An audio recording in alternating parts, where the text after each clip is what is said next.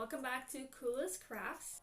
If you've seen any of my previous videos, you may notice a difference in the tabletop. I finally got rid of the stained old white poster board that I laid on top of my table, and I replaced it with this white and gray marbled contact paper. Definitely a lot easier to work on and a lot easier to clean. And might I say, much nicer to look at. For today's video, we're going to be making a haunted house for Halloween. Here's a little sneak peek for you guys, but I won't give too much away. But without further delay, let's get on into the video. First step is to grab some aluminum foil and crush it up into a square shape. I'm using a water bottle to compact it down so it's not so loose. And I'm also creating a sort of triangle shape on the top, because that's where the roof is going to be. Now I'm taking some scrap clay, flattening it out, and covering the entire aluminum base with it.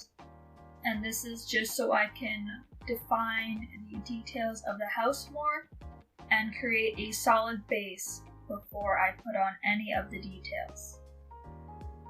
Now this rolled out log of clay is going to be the tower on the front of it, so I'm rolling it out and then I'm flattening each side, first with my fingers and then with a roller. I'm cutting it to the right height I want, placing it on, and making additional cuts to adjust the shape as needed. Taking an extra piece of clay, I'm also just filling in the gap at the top so I can put the roof on later. Taking another log of clay, I'm flattening one end and wrapping it around halfway across the house. Then just smoothing out the edges, and this will be one of the roof overhangs on the first floor. I'm also just making a triangular entryway in the front. Another log of clay for the second floor. This is going on the edge of the roof. Again, I'm flattening out the edges. For the majority of the video, this house is going to look like a mess, and I apologize for that, but I assure you that it does get better, and I even surprised myself with the final product. Now, while the house is baking, let's move on to the details. So I'm going to make a few ghosts that hang out around the property. So I'm just taking a little ball of white clay, rolling it out into a cone and twisting the ends to create a squiggly shape.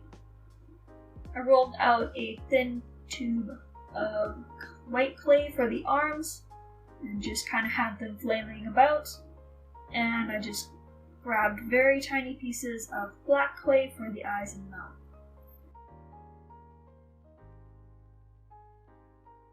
I wanted to make some mini pumpkins, so just roll out a few tiny balls of orange clay, and starting from the top, make a bunch of indents like you're slicing a pie, and just follow those lines all the way to the bottom.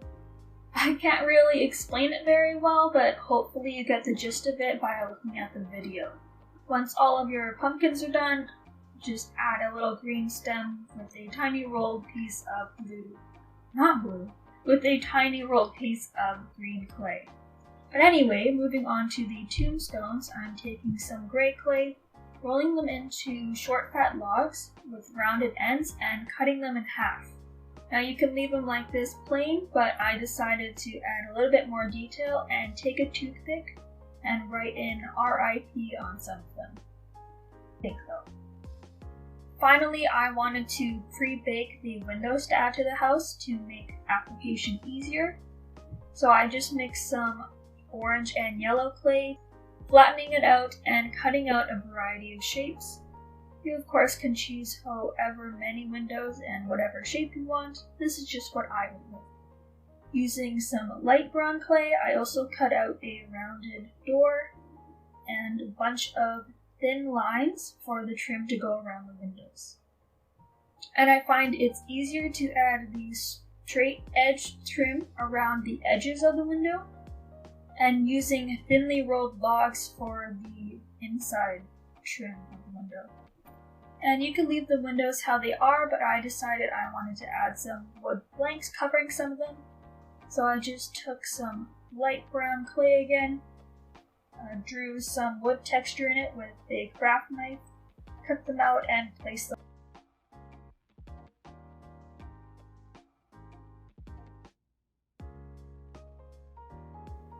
And these are ready to go in the oven. Now with the base of our house baked, I'm just taking it and placing it on some brown clay to see where I wanted to place it in the yard. So with that decided, I started on the siding of the house. So I mixed up a dark purple color, flattened it out, and rolled it onto the house base. But not before putting a lot of liquid Sculpey all over. The house is still not looking great, and at this point I was worried it never would, especially considering my original plan was to put additional tiles on top because I didn't think this would turn out decent at all. But I was pleasantly surprised, and hopefully you will be too. Now with the second level of the house now having siding, I just blended the two pieces together in the front and smoothed it out as much as I could. Now with some dark gray clay, I'm cutting out a long strip and placing that on the first level roof overhang, and I'm just smoothing it out on the top and bottom and just adding in a roof tile texture.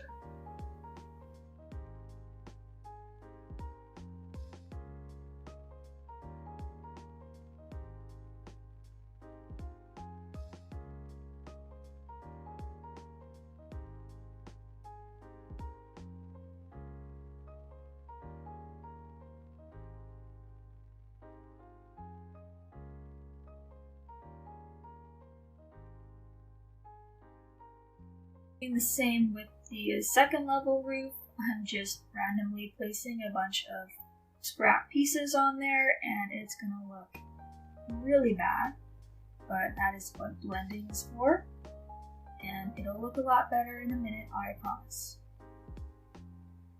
Now with a lot of blending and even more blending, it'll look like this, and with some acetone on a Q-tip end, I just tidied it up even more, and then I added the roof tile texture to it. And it is looking a lot better. I was starting to see the light at the end of the tunnel.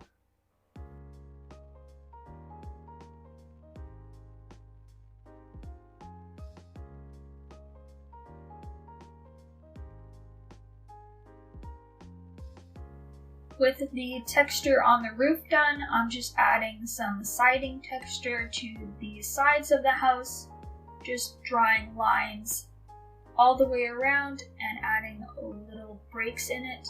Again, I am not making much sense with my words, but hopefully you get the gist.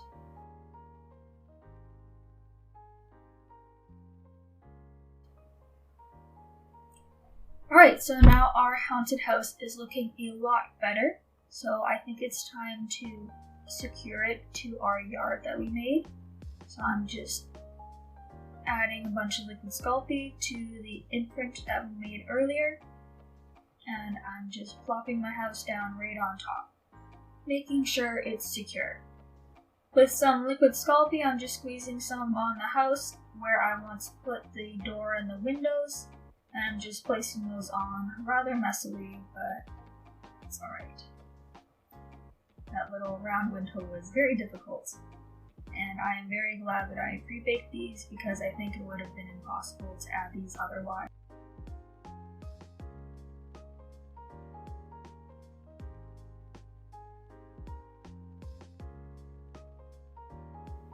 Oh, you didn't see that. Don't worry, I fix it. Alright, and the final window, and look at that house. Alright, so I'm just adding in all of the little details, the tombstones, the pumpkins, and the ghosts. I didn't pre-bake these pieces because I didn't think it was important, and I still don't. And that is the final touch, and this is ready to go in the oven. I'm super happy with how it turned out. And there's a little ghost peeking in the back. Alright, and this is the final product. Hopefully you enjoyed. There was a lot of hours put into this one. It took a lot longer than I thought, but I'm very proud. Alright, that's all I have for you guys today. Hopefully you enjoyed. If you have any other suggestions on what you want to see next, just let me know in the comments down below and I'll be sure to listen. But other than that, hope you guys have a great rest of your day and an awesome Halloween. I'll see you guys later. Bye!